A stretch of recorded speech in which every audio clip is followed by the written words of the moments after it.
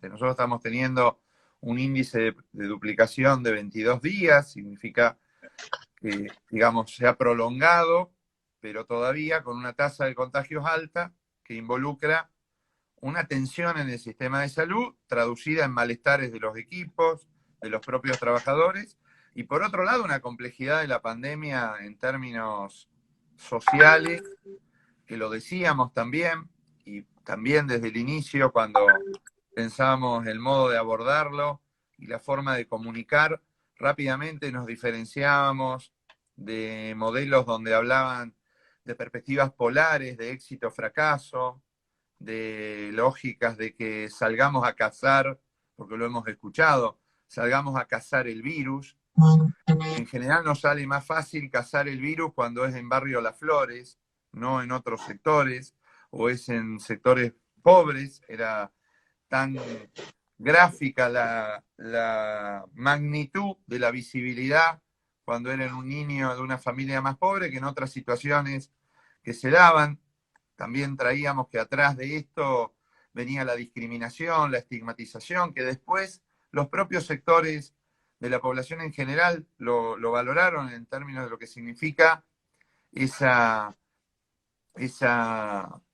descalificación de las familias, de las redes, en relación a tener esta enfermedad. Por eso decíamos que era una complejidad la pandemia y que siempre nos ponía en un movimiento de lucha anti otro, y que se iban a empezar a dar procesos de discusión entre cómo se explican los problemas, entre los valores de las personas y los diálogos que emergen entre cómo se explica una situación problemática. Nosotros habíamos planteado, a mí me gustaba esa definición, de que la pandemia es una enfermedad que desafía el modo que nos organizamos. Y en ese sentido, los diálogos que aparecen, empiezan a aparecer las tensiones y malestares entre quienes priorizan las libertades individuales por sobre los bienes colectivos, sobre las lógicas del mercado por sobre el Estado. Bueno, y hoy se están profundizando esos diálogos, que cada vez es más difícil sobrenormatizar la vida de las personas, que cada actividad y cada actitud cotidiana le agregamos un protocolo, se hace difícil asimilar en 15 días esa posibilidad de cumplimiento. Y lo que estamos viendo es la lucha y las discusiones de un rubro contra otros. Si yo puedo esto, si no puedo lo otro. Entonces creemos que también es necesario retomar un camino donde las cuarentenas intermitentes, donde la claridad y la simplificación de la vida de las personas, con todo el agobio que nos ha producido y le produce a todas las personas, tenemos que tratarla de simplificarla desde los estados. Y hoy vemos ciertas confusiones en relación a los mensajes, en relación a, como lo decía cuando lo convocamos y dialogamos con Daniel Feierten varias veces, y lo hemos discutido. A veces no hay momentos para los semáforos amarillos, hay momentos de rojo y momentos de verde, que hay momentos de restricciones donde todos nos tenemos que incorporar porque el riesgo es mayor, y momentos de flexibilizaciones, pero que ya tienen que tener un horizonte más claro y un límite. No hay mucho lugar Exacto. para cuarentenas eternas, digamos, ¿no? Eso es lo que te iba a preguntar, porque es lo que está pidiendo un sector de la salud, de los trabajadores de la salud. Cuarentenas intermitentes, pero cuarentenas que sean previsibles, que puedan hacer previsible tanto el trabajo de los trabajadores de la salud, como su propia salud mental, como el trabajo del resto de las actividades económicas del país, ¿no? De la ciudad en este caso. ¿Es posible eso? ¿Es posible hacer una cuarentena previsible? Yo creo que sí, es mucho más difícil, todo es mucho más difícil y más complejo en este momento, pero si la tensión del sistema aumenta, si la ocupación de camas llega a un límite de no poder acceder, no alcanza con la responsabilidad individual. Volvemos, porque si no es atribuir a las mochilas de las personas la responsabilidad de todo el cuidado. Y nosotros sabemos que es una combinación entre responsabilidades indelegables de los estados más la responsabilidad del cuidado. Sobre todo, como también lo planteábamos, las condiciones de cuidarse también están atravesadas por la desigualdad, la perspectiva del riesgo y las posibilidades de acceso, entonces no todos tienen las mismas posibilidades, entonces tenemos que cuidar más al que más necesita, y en ese sentido, con toda esa complejidad, uno puede plantear, si este escenario se da, cuarentenas planificadas. Cuarentenas planificadas que se sepa el momento del cierre y se sepa el momento de apertura, y que esto no sea una decisión local, porque la decisión y el sistema de salud en la ciudad no está pensado para la población que vive por dentro de la circunvalación. Lo que pase en las localidades, lo que pase en el resto del Gran Rosario, la región sur, va a tener un impacto en el funcionamiento del sistema de salud. Y está bien que así sea, porque los sistemas de salud no tienen que tener límites en la Panamericana o en la circunvalación, sino que tienen que accederse en función de la capacidad de respuesta de los servicios y cómo está organizado. Cuando se pensó durante los 10 años de gobierno del Frente Progresista, el ECA, y se financia la alta complejidad, es porque se piensa el sistema basado en derechos, no en un límite geográfico y en una barrera. Esas son las seducciones en el modo gerencial de la eficiencia y de la eficacia, y pensar en paquetes para determinada población que tiene cobertura. Cuando el ECA es de referencia en el politrauma, lo es de referencia para las localidades de la región. Por eso cuando decimos disminuir la circulación, tiene que disminuir la circulación en el territorio provincial. Y en ese sentido es posible, pero con expectativas de fecha límite de esa restricción y después apertura. Ese movimiento es una posibilidad que ayudaría, y eso tiene que ver con la tasa de letalidad. Creemos que tenemos que seguir profundizando todo, a pesar de que es agobiante la estrategia de llamar a cada uno de los contactos estrechos. Hoy tenemos a veces 8.000, 9.000 personas en aislamiento preventivo, un equipo de más de 400 personas llamando, que no es una llamada técnica, porque atrás de cada llamada hay una construcción de un vínculo también, porque la llamada, digamos, obliga a implicarse en ver cómo está. Escuchamos de los relatos más lindos a los más duros de un llamador que construye un vínculo y que la persona fallece y ante un llamado no está más. Y hay que volver a llamar a la familia o a otra persona sabiendo estas cosas. Y también la construcción de que cuando uno construye un vínculo, la persona llama por el COVID y llama por muchas cosas más. Eso es lo que pasa en una clínica también.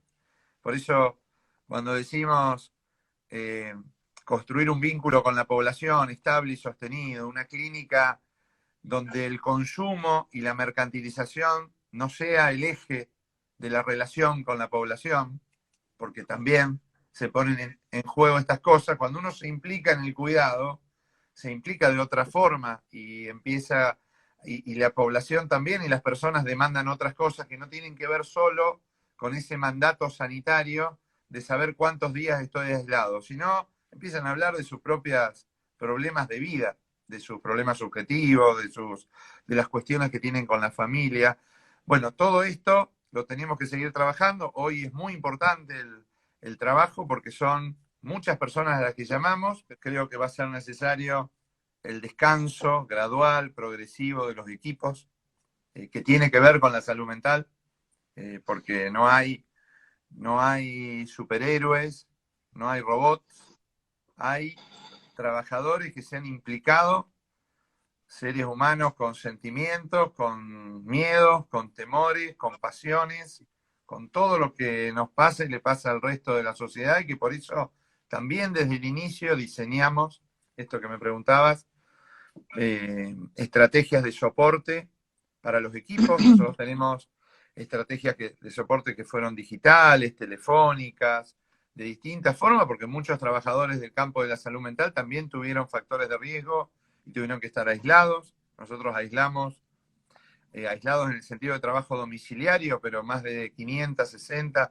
600 personas que quedaron por fuera de los servicios, pero muchos de ellos reconfiguraron su trabajo domicilio y pudiendo hacer estos soportes telefónicos a la población en general, a los trabajadores en particular, trabajos y sostenimiento con las estrategias de telefónicas, de soporte de psiquiatría, de salud mental territoriales, para seguir garantizando los abordajes, trabajando con problemáticas, la problemática en situación de calle y en los refugios, la propia estación, los equipos de salud mental, abordando los problemas de la población, siempre intentando, por supuesto, a la población de que ya teníamos un vínculo y construíamos un vínculo, y por otro lado, a la población en general a través de su sistema de salud que habitualmente consultan, pero tomamos el problema de salud mental desde el inicio,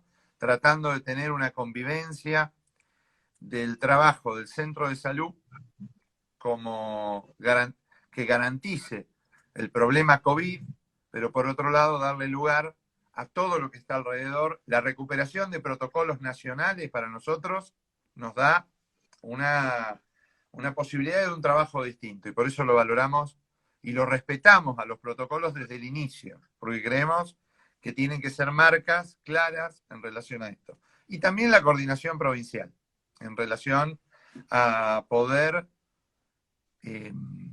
articular al máximo y poner las diferencias entre paréntesis, por lo menos por un tiempo. En ese escenario no es lo mismo atravesar una crisis como la pandemia en un cambio de conducción de un ministerio. Nosotros tuvimos una renuncia de un ministro, renuncia de secretarios, renuncia de equipos territoriales. Todo eso habla de la complejidad y todo eso, por supuesto, tiene impacto en la coordinación.